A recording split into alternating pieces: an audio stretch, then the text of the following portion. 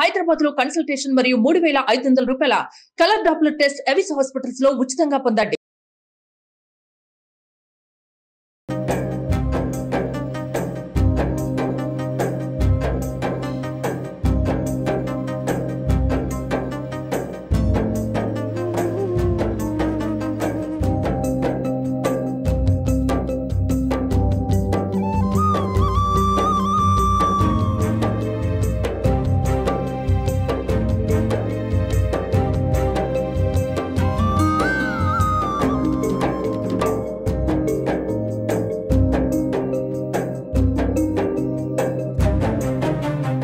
నమస్కారం అండి, welcome to Suman TV.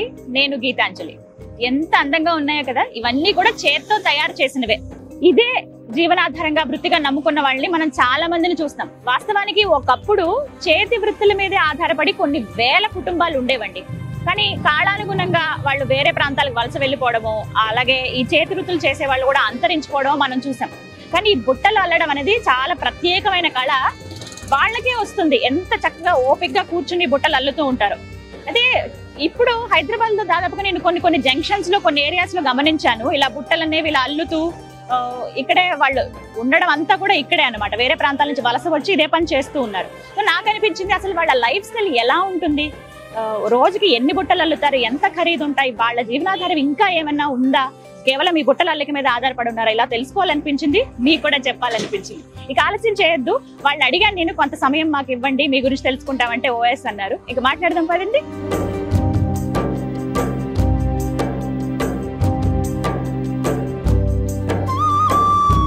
మనతో పాటు నరసయ్య గారు ఉన్నారు, వారితో మాట్లాడదాం. నరసయ్య గారు నమస్తే అండి.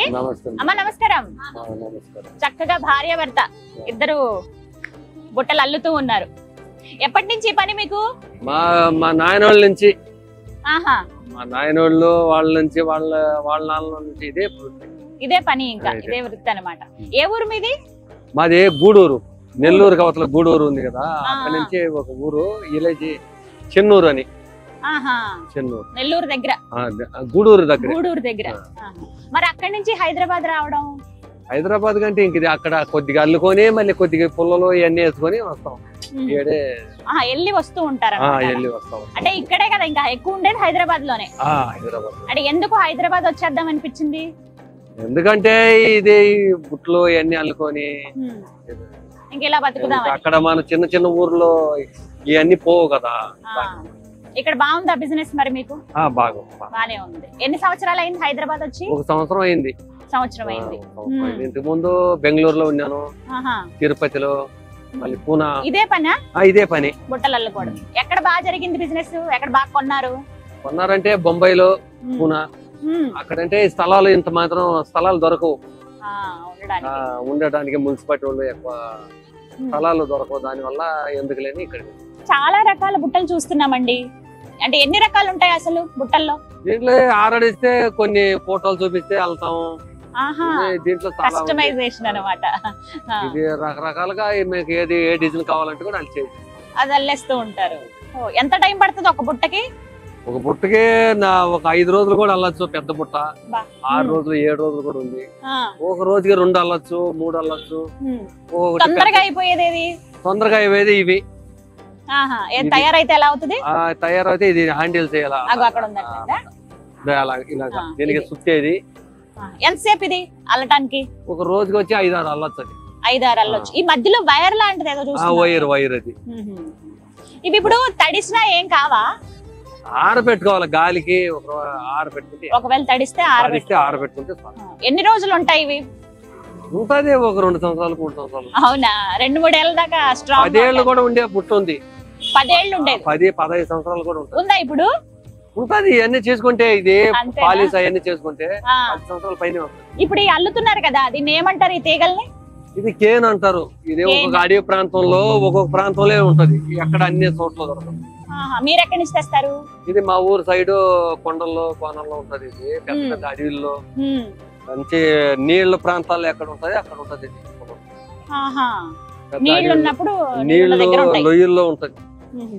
అన్ని చోట్ల దొరకదు. ఇదంతా పెద్దగా వస్తాయి. చిన్న చిన్నగా ఇలా కట్ చేసుకోవాలి. చేసుకొని కోసుకొని ఆరబెట్టుకొని ఎండిపోయినప్పుడు తెచ్చుకొని మళ్ళీ సన్నగా తెలిసి అలా వీటికి ఎంత టైం పడుతుందో ఇవి ముందుగా ఇవన్నీ సిద్ధం చేసుకోవడానికి? పడుతుంది, మనం ఒక బుట్టకి ఒక అరగంట పడుతుంది. ఫినిషింగ్ చేసుకోవాలా, మళ్ళీ అల్లుకోవాలి. అంటే ఇది ఎలా ప్రాసెస్ చెప్పండి. ఫస్ట్ ఇవి తీసుకొస్తారు మీ ఊరు దగ్గర నుంచి? మా ఊరు నుంచి. తెచ్చిన తర్వాత పోతామా, అది కోసుకుంటాము, మళ్ళీ అక్కడి నుంచి మోసుకొని రావాలి. అడవి నుంచి బండ్లు అవన్నీ ఉండదు, తల మీదే మోసుకొని రావాలి, పెట్టుకొస్తారు. మోసుకొని రోడ్లో వేసుకొని మళ్ళీ ఇవన్నీ చీల్చి ఎండ వేసుకోవాలి. అక్కడే చేస్తారు మా ఊరు కాడే ఎండ వేసుకొని అప్పుడు మోపులు కట్టుకొని వచ్చి. ఎట్లా తీసుకొస్తారు అక్కడి నుంచి? ఖాళీ లారీలో వేసుకొని, లారీలో ఏదన్నా బండ్లు ఉంటాయి కదా, ఖాళీ బండ్లు. అంటే వీటికి మీరు డబ్బులు కట్టక్కర్లేదా? మేము కోసుకునే వాళ్ళు కోసుకుంటాము, కొంతమంది అమ్ముతారు. ఒక 2000 3000కు ఒక మోపు వస్తుంది. 6000 7000 కూడా ఉంది. అది ఇంకా మేము కొయ్యలేని వాళ్ళు, టైం దొరకలేని కొయ్యలేని వాళ్ళు కొనుక్కొచ్చేసుకుంటారా? మా వాళ్ళే కొంతమంది కోసి అమ్ముతారు అన్నమాట. మీరు వెళ్ళి కోసుకొచ్చుకుంటారా? ఒకసారి కోసుకుంటాం, ఒకసారి కొనుక్కొని వచ్చుకుంటాం. అంతేనా? ఎంత ఖర్చు అవుతుందో మీకు? అవుతుందమ్మా, ఒక మోపు వచ్చి 6000లో ఉంది. దాంతో ఎన్ని బొట్లు అవుతాయి ఒక మోపుతో? అవన్నీ అల్లితే ఒక మోపుకి వచ్చి ఒక 10,000 15,000 మిగులుతుంది. అన్ని మనం చేసే పని బట్టి ఉంటుంది. సో కష్టం ఉంది చాలా. మీరు అలా కూర్చుని చేస్తా ఉండాలి కదా, మరి చేయకుంటే ఇంకేం కాదు. ఇదేనా ఇంకా మీకు వృత్తి, జీవనాధారం? చేస్తా ఉన్నాం, వ్యాపారాలు చేస్తా ఉన్నాం, అవన్నీ మనం ఈ పని వదిలేక కావట్లేదు. మీ నాన్నగారిని చూసి నేర్చుకున్నారా? మా నాన్న వాళ్ళ నాన్న వాళ్ళు ఇంతకు ముందు గాజులు ఒడ్లు వేసుకునేది పాతకాలంలో. అది అవును, ఇంత పెద్దగా ఉంటాయి దాంట్లో. ఇప్పుడు అవన్నీ ఇప్పుడు ప్లాస్టిక్ అయిన ఇంతకు ముందు దాంట్లో వేసేది అనమాట. ఇప్పుడు అవి పావుగా ఈ డిజైన్ ఒక్కొక్కటి మార్పు వచ్చేసి. నర్సయ్య గారు, ఇవి ఇంకో రంగులో కనపడుతున్నాయి కదా, మరి అదేమో చాలా లేత రంగు ఉంది. ఇది మామూలుగా దీనికి పాలిస్ ఏమి వేయలేదు. దీనికి కొంతమంది పాలిస్ అడగతారు కదా, పాలిస్ అవన్నీ వార్నిష్ కొట్టమంటే కొట్టిస్తాం. మీరే చేసేసిస్తారా? మేమే చేసిస్తాం. ఇప్పుడు అవన్నీ ఒకరు తీసుకున్నారు, ఒకరు తీసుకున్నారు, పాలిష్ చేసి పెట్టి. ఇప్పుడు మళ్ళీ ఇది ట్రెండ్ అయింది, ఫ్యాషన్ అయింది. చాలా మంది ఇళ్లలో అలాగే రెస్టారెంట్లలో ఇవన్నీ చేస్తున్నారు. ప్లాస్టిక్ వాడట్లేదు, చాలా మంది తీసుకుంటున్నారు.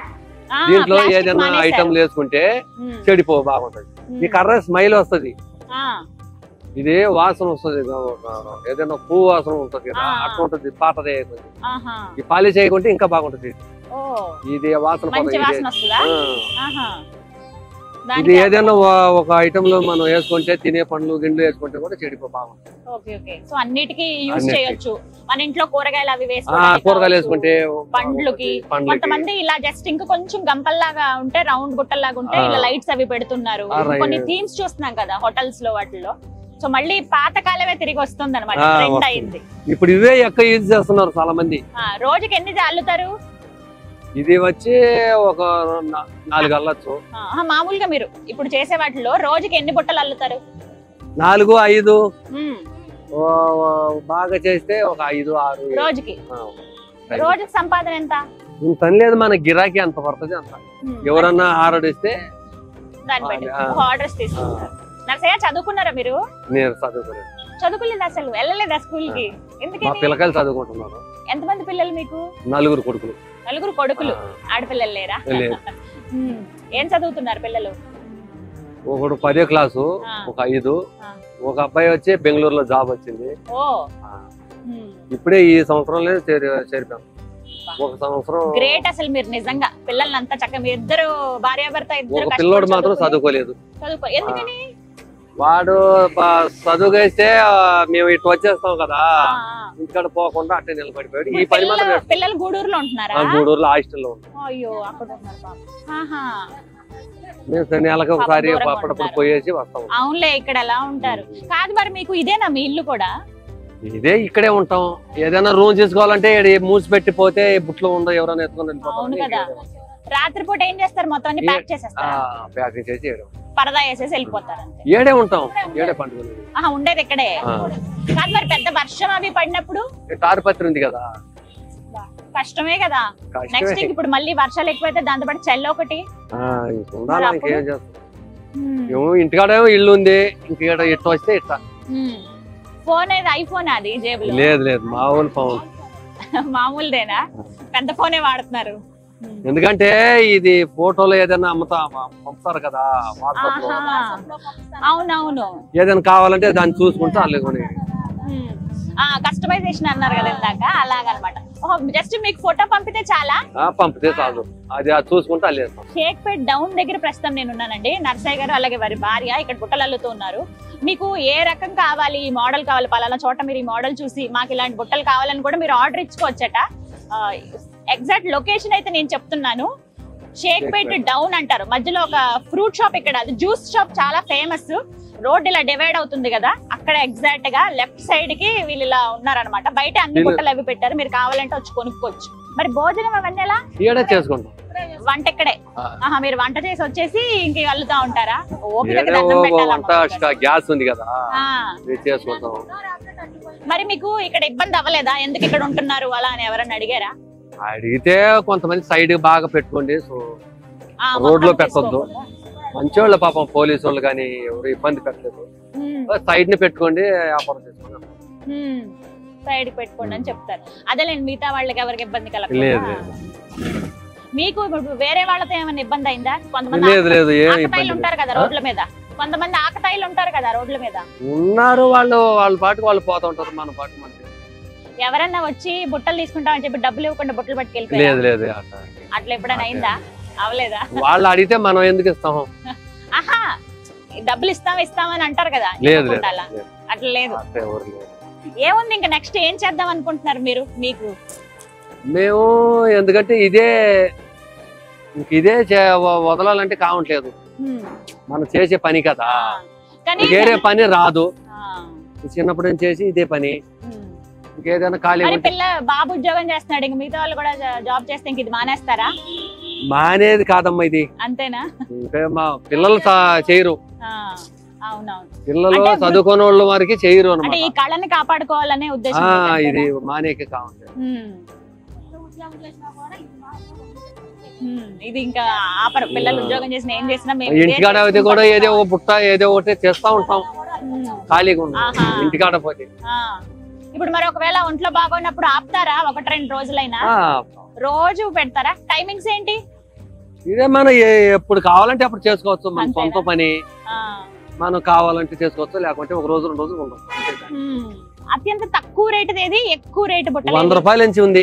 100 రూపాయల నుంచి నీవు 25,000 దాకా ఉంది బుట్ట, 30,000 దాకా ఉంది పెద్ద బుట్ట. అక్కడ లాస్ట్ ఉంది కదా ఒకటి, అవును పెద్దది చూసాను, అది 30,000-25,000. ఎన్ని రోజులు పడుతుందో అది? అది ఒక 6 రోజులు అవుతుంది. అంత కష్టం చేయాలంటే. మరి అంత పెద్దవి ఇక్కడ కొనుక్కుని వెళ్తారా? ఉన్నారు, ఒకరు వచ్చి 4 బుట్లు కొనుక్కొని పోయారు. పెద్ద ల్యాంప్ ఉంది కదా అక్కడ, అవి కూడా చాలా మంది తీసుకున్నారు. ఎందుకంటే అది ఒకటి అల్లి పెట్టాను, ఎవరైనా కావాలంటే ఆ మోడల్ లో అడుగుతారు కదా, తీసుకున్నారు, చాలా మంది తీసుకున్నారు. అదే మీకు అనిపిస్తుందా ప్రపంచం ఏమో ఇంత ముందుకెళ్ళిపోతుంది, అంత ఫాస్ట్ జనరేషన్, మేము ఇలాగే ఉన్నామే అని అనిపిస్తుందా? ఉంది, ఒక్కోసారి బాధ వస్తుంది. అవునా? ఎందుకంటే చదువుకోలేదు, వేరే పని చేసే కాదు, ఇదే చేసి అలవాటు అయిపోయింది. కానీ ఇప్పుడున్న వాళ్ళందరికన్నా మా అందరికన్నా మీరు చాలా గ్రేట్ తెలుసా, వృత్తిని వదలట్లేదు, నమ్ముకున్నారు. అంటే మిమ్మల్ని చూసి ఇంకొంతమంది నేర్చుకుంటారు. ఇది నేర్చుకోవాలంటే ఒక 5-6 సంవత్సరాలు అవుతుంది కొత్తగా నేర్చుకోవాలంటే. అవునా? నాకు నేర్పిస్తారా ఇప్పుడు? కొత్తగా ఒక రోజుకి అట్లా వస్తుంది. చీలవాల ఇది వేయాలంటే ఒక 5 సంవత్సరాలు అవుతుంది, చేయంగా వస్తుంది. 5 ఏళ్ళ ఇది అప్పుడే 1 సంవత్సరం కూడా నేర్చుకోరు సదరంగా, సంవత్సరం 2 సంవత్సరాలు. మీరు ఎవరికైనా నేర్పించొచ్చు కదా? వాళ్ళు నేర్చుకోవాలంటే నేర్పించవచ్చు, అన్ని సంవత్సరాలు ఎవరు నేర్చుకుంటారు? ఇప్పుడు ఓపికగా కూర్చుని చేయాలా? ఏంటి నేను స్టార్ట్ చేశాను ఈ పని అనుకుంటున్నారా? నేర్చుకుంటున్నాం అనుకుంటున్నారండి. 5 ఏళ్ళు పడుతుందట, కానీ నర్సయ్య గారిని రిక్వెస్ట్ చేస్తే ఒకసారి ట్రై చేయండి అన్నారు. చూద్దాం. ఓకే, ఫస్ట్ ఇలా పట్టుకోవాలి, ఇలా తీసుకుని ఒకదాన్ని తప్పించి ఒకదాన్ని తప్పించి ఇలా తీసుకోవాలా? ఇది విరిగిపోదు కదా? విరిగిపోతుంది.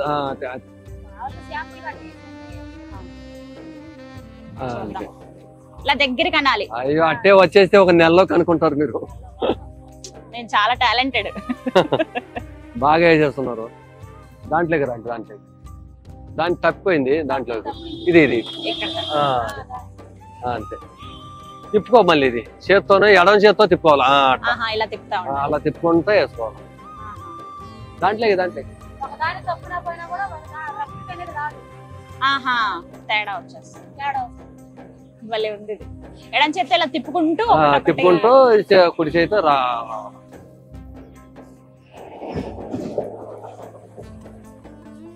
అలా చూస్తా ఉండాలి అంతే కదా, చూసుకుంటా. పూర్తయింది మొత్తానికి. ఇప్పుడు ఈ చివరికి వచ్చాక మళ్ళీ అంతే పూర్తయ్యేదాకా మళ్ళీ ఇంకొకటి వేసుకోవాలా.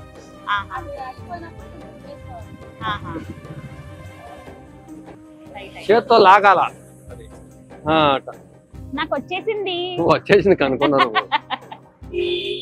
దగ్గరికి ఇలా పెట్టుకుంటే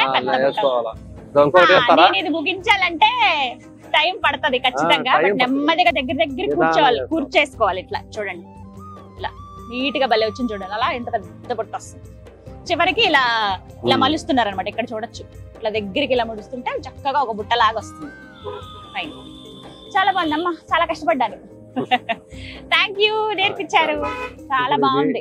ఎప్పటి నుంచో అనుకున్నా నేను, చూసినప్పుడల్లా అనుకునేదాన్ని ఒకసారి అడుగుదాం వీళ్ళు ఎలా ఉంటారు ఎట్లా ఉంటారని. థ్యాంక్ యూ ఒప్పుకున్నందుకు. నేను ఒక బుట్ట కొనుక్కుంటాను, గుళ్ళకి వెళ్తా ఉంటాను, కొబ్బరికాయ పువ్వులు అవన్నీ పెట్టుకోవడానికి. కలర్ వద్దు, మొత్తం దీంతోనే కావాలి. అక్కడ ఉన్నాయా? నేను చూసుకొని వెళ్ళి ఏది కావాలో చెప్తాను, అది ఎంత రేటో చెప్పండి. ఇవన్నీ కూడా నర్సయ్య గారు తయారు చేసిన బుట్టలే. విన్నారు కదా వాళ్ళ మాటల్లో. రోజుకి మహా అయితే ఒక 5-6 బుట్టలు అల్లుతారంట, ఒక మీడియం సైజువి. నిజంగా వాళ్ళ కష్టం మామూలుది కాదండి. ఎండైనా వానైనా లేకపోతే చలైనా కూడా వాళ్ళు ఇందులో ఉండాల్సిందే, తప్పదు. ఇంకా వేరే చోట అంత వెచ్చించలేమని అంటున్నారు. చిన్న జీవితాలు వాళ్ళవి, కానీ వాళ్ళ టాలెంట్ ఎంత బాగుందో చూడండి. అంటే తరతరాలుగా ఈ బుట్టలు అల్లడం పైన ఉన్నారు కదా, వాళ్ళకి చాలా ఈజీగా అల్లేస్తున్నారు అనమాట. ఇది సాధారణంగా మనం ఇవి చూస్తాం భోజనాల దగ్గర, రైస్ అవి వేస్తారు కదా, వాటర్ అంతా పోతుంది, రైస్ వేయడానికి ఇలాంటివి యూజ్ చేస్తూ ఉంటారు. ఇప్పుడు బాగా ట్రెండ్ అయ్యాయండి. చాలా రెస్టారెంట్స్ లో నేను చూస్తున్నాను వీటితోనే డెకరేషన్ చేస్తున్నారు న్యాచురల్ గా ఉండడానికి. ఉదాహరణకి చూపిస్తా చూడండి, ల్యాంప్. ఇందులో నార్మల్ బల్బ్స్ పెట్టేస్తున్నారు, భలే అందంగా కనపడుతున్నాయి. ఇవి స్ట్రాంగ్ కూడా. రోజులు గడిచే కొద్దీ ఇవేంటంటే కాస్త స్మెల్, మంచి సువాసన వస్తాయంట ఇవి. సో మనం పర్ఫ్యూమ్ లాంటివి లేకపోతే కొంచెం క్యాంఫర్ కానీ ఇలాంటివి, కర్పూరం అలాంటివి ఏమైనా పెట్టినా కూడా బాగుంటుంది, పొగ వచ్చినట్టు, సువాసన వచ్చినట్టుగా. ఇక్కడ ఖరీదు కూడా 100 రూపీస్ నుంచి ఒక బుట్ట స్టార్ట్ అయితే 30,000 వరకు ఉన్నాడు. 30,000 బుట్ట మీకు చూపించిన, రెండు చూపిస్తాను. ఇదిగోండి, ఎంత బాగుందో కదా.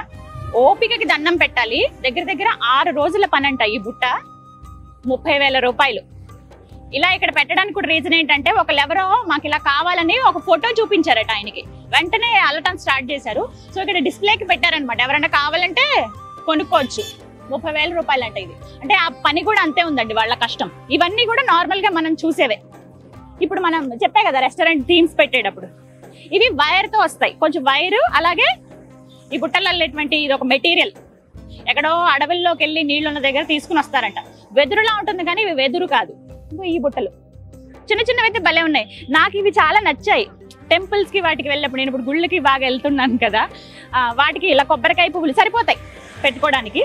సో ఇక్కడ వైర్ ఉంది. వైర్ ఉండే కన్నా మొత్తం న్యాచురల్ గా ఉండేదే తీసుకుందాం అనుకుంటున్నాను. ఇంకా చూద్దాం మనం ఎక్కడుందో. ఇగో ఇది విడిచిన బట్టలు వేసుకోవడానికి. ఇలా ఇళ్లలో మనం చిన్న టబ్స్ లాగా అవి అరేంజ్ చేసుకుంటాం కదా, అలా. లేదు కొంచెం ఫ్లవర్ వేసెస్ లాగా కావాలన్నా కూడా వైర్ తోటి అల్లుతారు. ఇగో ఇవి, ఈ మోడల్ భలే ఉన్నాయి. మోడల్స్ చాలా బాగున్నాయి మీ దగ్గర.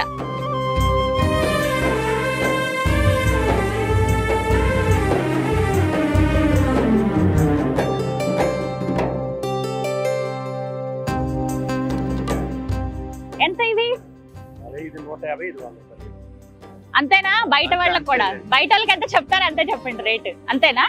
100, 150 ఇవి. సరే, రెండు తీసుకోండి. ఇది ఇంకో కలర్ ఇవ్వండి. పింకే ఉందా?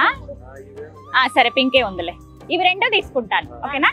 ఇదిగోండి, చిల్లర వద్దులేండి, ఉంచండి, పర్లేదు. Thank you. నేను ఇవి వాడతాను చాలా చక్కగా. ఇవి గుడికి వెళ్ళినప్పుడు, ఇవి ఇంట్లో ఫ్రూట్స్ కానీ అలాగే. సరే, అవునవును, పర్లేదు, బాగుందిలే. ఇది కొంచెం ఆరబెట్టేస్తే బాగుంటుంది. ఓకేనండి, చూసారుగా నా షాపింగ్ కూడా అయిపోయింది. తీసుకున్నాను, ఎప్పటి నుంచో అనుకున్నా కొంచెం న్యాచురల్ గా ఉన్న బుట్టలు తీసుకుందాం అని చెప్పి. ఇంట్లో కూడా బాగా యూజ్ అవుతాయి.